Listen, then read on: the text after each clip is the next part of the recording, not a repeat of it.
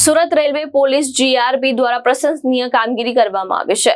ચોરી થયેલા સોનાના બિસ્કિટ અને CEIR પોર્ટલના આધારે ગુમ થયેલા મોબાઈલ ફોન સહિત કુલ ₹56.99 લાખથી વધુનો મુદ્દામાલ રિકવર કરવામાં સફળતા મળી છે।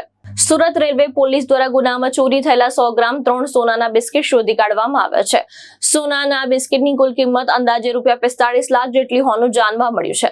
આ ઉપરાંત CEIR પોર્ટલ આધારે ગુમ અને ચોરી થયેલા 67 મોબાઈલ ફોન પણ રિકવર કરવામાં આવ્યા છે। આ મોબાઈલ ફોનની કુલ કિંમત ₹11.99 લાખથી વધુ થાય છે અને આમ સુરત જીઆરપી દ્વારા કુલ ₹56.99 લાખથી વધુનો મુદ્દામાલ શોધી કાઢી અરજદારોને પરત કરવામાં આવ્યો છે। પોલીસની ઝડપી અને અસરકારક કામગીરીને લઈને અરજદારોમાં ખુશીનો માહોલ જોવા મળ્યો હતો। મારું નામ કાંતિલાલ બી મહેતા છે। હું પાલનપુરથી સુરત આવતો હતો। મારી પાસે સોનાના 3 બિસ્કિટ હતા જેની કિંમત 45 લાખ આસપાસ થતી હતી। હું સુરત સ્ટેશને ઉતર્યો ત્યારે લિફ્ટની અંદર કોઈ બદમાશે મારું ખિસ્સું કાપી લીધું અને બિસ્કિટ ચોરાઈ ગયા। જેની મને જાણ થતો મેં રેલવે પોલીસમાં જાણ કરી। રેલવે પોલીસના સાહેબોએ તાત્કાલિક પગલાં લઈ 8 જ કલાકમાં અમને મુદ્દામાલ સાથે પકડી લીધા અને અમને આજે મુદ્દામાલ બી મળી ગયો છે। જૈન સમાજ આ સાહેબોનો ખૂબ રેલવે પોલીસો ખૂબ આભાર માને છે।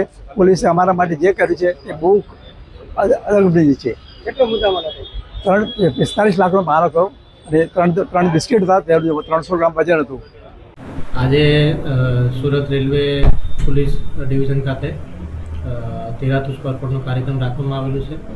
એમાં ગત માસ ચોરાયેલો 45 લાખ જેટલું મુદ્દામાલનું સોનું અને 67 જેટલા ફોન જેની કિંમત આશરે 12 લાખ થાય છે।